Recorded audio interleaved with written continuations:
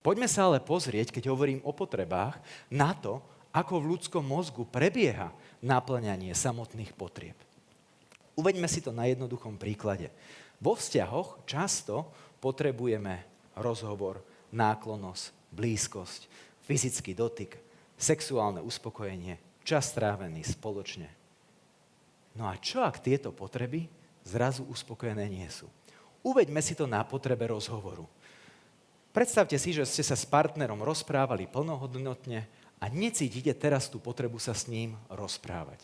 Ale po určitej chvíli už to nie je stiahnuté, ale začnete pociťovať, niektoré témy už by som rád otvoril.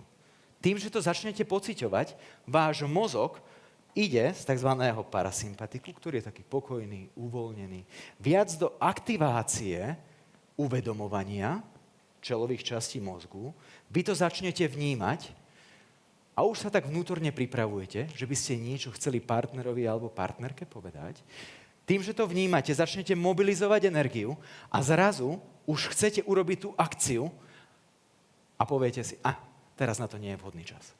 Viete, čo sa stane? V tom okamihu ste sami sebe zablokovali cyklus naplňania potrieb pred samotnou akciou.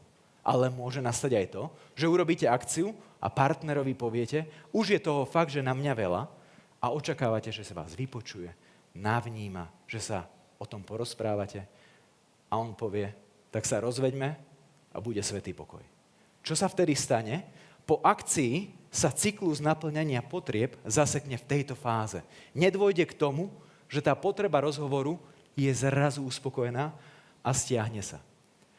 A viete, koľko takýchto potrieb my za deň máme? Nespočetné množstvo.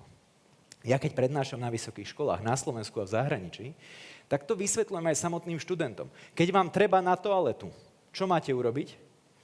Prihlásiť sa a povedať, potrebujem ísť na toaletu, nedokážem sa sústrediť. Viete prečo? Lebo ak pociťujete to, že sa chcete vyprázdniť, začnete to aj vnímať, váš mozog sa už nedokáže úplne až tak sústrediť, začnete mobilizovať energiu. Mám povedať, nemám povedať, kedy to mám povedať? A ak sami seba zablokujete, tak zbytočne ubližujete svojmu mozgu. Takýmto spôsobom sa samotné potreby naplňajú.